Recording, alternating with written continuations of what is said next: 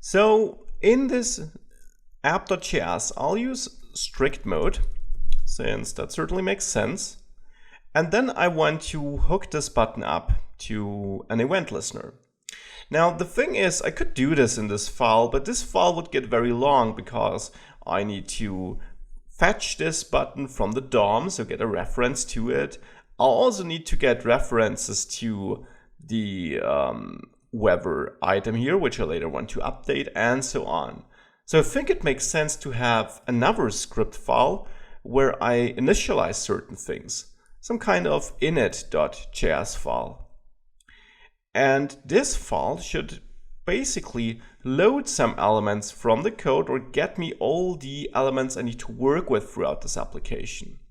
So here I'll also use strict mode, and then I'll create a variable search button, for example, and I want to get this show weather button here.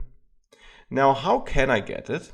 If we have a look at the index.html, this is the button I want to get, and as you can see, it doesn't have any class or ID.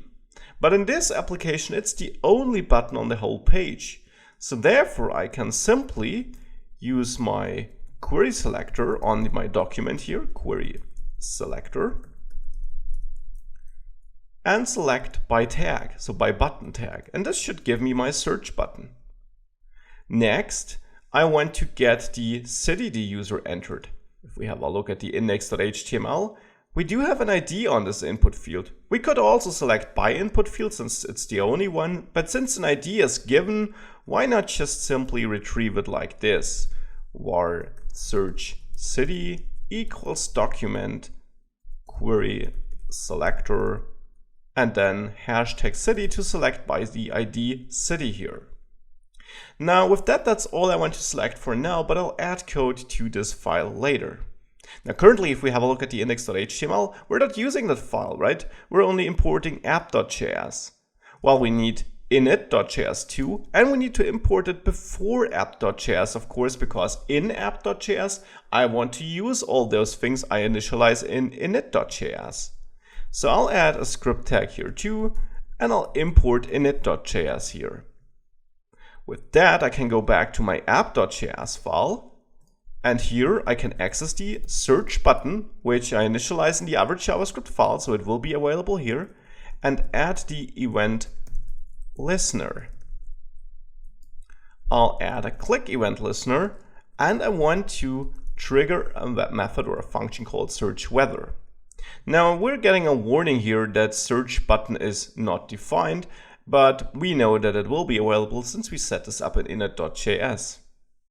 So here I'll next create this function search weather, and I'm creating it after assigning this click listener because if you remember this, it will be pulled up to the top of the file by JavaScript.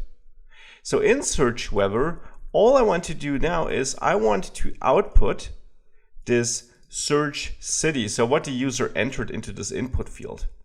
So I'll output search city, and then the value property on this input element allows me to get the value the user inserted. So value is a property available on the input HTML element.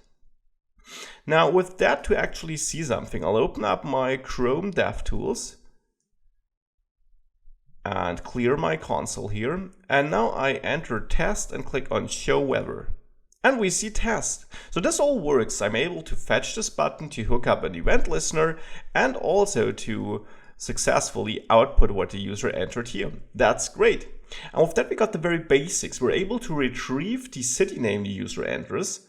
Of course, the next step is to somehow send the city name to a service which actually gives us the weather, and then use that weather we get back, in whichever form we will get back, to actually output it here. Let's do this step by step in the next lectures.